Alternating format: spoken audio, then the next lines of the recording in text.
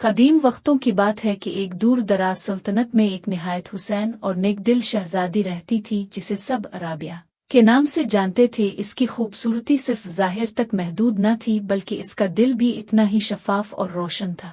इसकी वालिदा मलिका बहुत बीमार रहती थी, इसलिए शाही फराइज का ज्यादातर बोझ राबिया के कांधों पर था, लेकिन वो कभी शको न करती बल्कि हर जिम्मेदारी को मोहब्बत से निभाती। एक दिन मलिका ने अपनी बेटी को पास बुलाकर एक राज बताया कि पड़ोसी सल्तनत का एक बहादुर और दानिशमंद शहजादा अरमान इससे मंसूब है और अब वक्त आ गया है कि राबिया इस सल्तनत की तरफ सफर करे ताकि दोनों की शादी हो सके। और इसी मकसद के लिए मलिका ने इसे एक जादुई रुमाल दिया जिस पर कदीम दुआएं लिखी थीं। वो रुमाल हर खतरे में राबिया की हिफाजत करता। राबिया अपनी दोस्त और खिदमत गुजार लड़की उसहर के साथ रवाना हुई, लेकिन रास्ते में सहर के दिल में लालच और हसद जाग उठा। वो चाहती थी कि शहजादी की जगह खुद लेकर मलिका बन जाए। लिहाजा एक सुनसान जंगल में राबिया को धमकाते हुए इसने जादुई रुमाल छीन लिया और शहजादी को मजबूर किया कि वो अपने शाही लिबास उतार कर आम लिबास पहन ले और खुद को एक मामूली खिदमतगार जाहिर करे। राबिया बेबस हो गई क्योंकि जादुई रुमाल अब सहर के कब्जे में था और इसी के जोर पर वो राबिया को खामोश रखने पर कादिर थी। सहर ने शहजादी के शाही लिबास पहनकर अरमान के महल पहुंचकर अपने आप को मुस्तकबिल की मालिका जाहिर किया, जबकि असल शहजादी को शाही अस्तबल के मालिक ने बतौर आम लड़की रख लिया, जहां इसे बतौर घोंसलों वाली लड़की हुआ गूस गर्ल काम करना पड़ा, यानी बत्तखों और परिंदों को चुराना और उनकी देखभाल करना। अगरचे इसकी जिंदगी बदल चुकी थी, लेकिन राबिया की नरम दिली और वकार इसे किसी ने भी मामूली लड़की नहीं समझने दिया। रोजाना सुबह के वक्त वो बत्तखों को चरागाह की तरफ ले जाती और शाम तक उनकी निगरानी करती, मगर उसके दिल में एक मुस्तकिल दर्द था कि जिस जिंदगी की वो वारिस थी वो इससे छीन ली गई थी। इस दौरान महल में शहजादा अरमान को सहर की हरकत अजीब महसूस होने लगे, क्योंकि वो ना तो मुहज्जब अंदाज में बात करती थी, ना इसे वो नर्म रवैया आता था जो असल शहजादी की शान था। उधर अस्तबल के नजदीक एक नौजवान चरवाहा दूफराज रोजाना राबिया को देखता और हैरान होता कि ये लड़की मामूली लिबास में होने के बावजूद बादशाहत जैसी शान रखती है।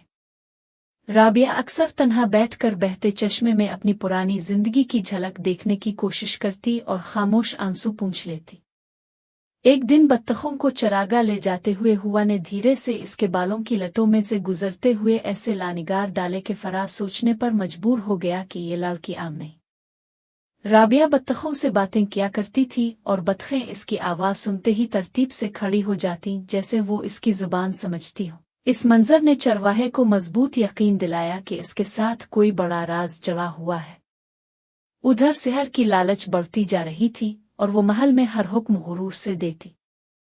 अरमान को महसूस हुआ कि इसमें कोई शहजादी वाली बात नहीं, मगर इसे कोई सबूत नहीं मिल रहा था।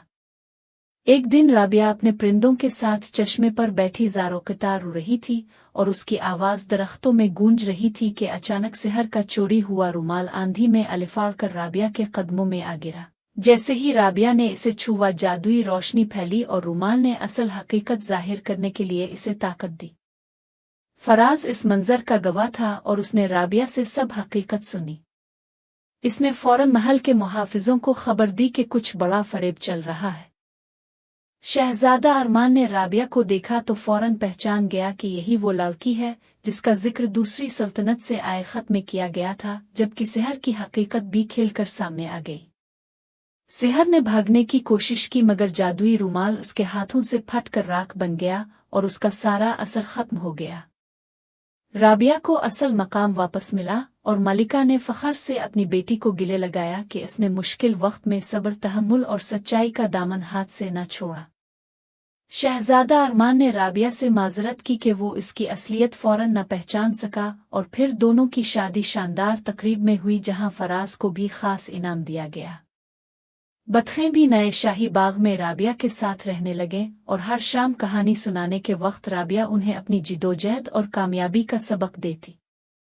इस तरह राबिया की कहानी दुख, धोखे और महरूमी से चलते हुए एक अजीम फतह और वकार तक पहुंची और आज भी सल्तनत में बच्चे गूस गर्ल की तमसील हिम्मत और सच्चाई की मिसाल समझकर दोहराते हैं।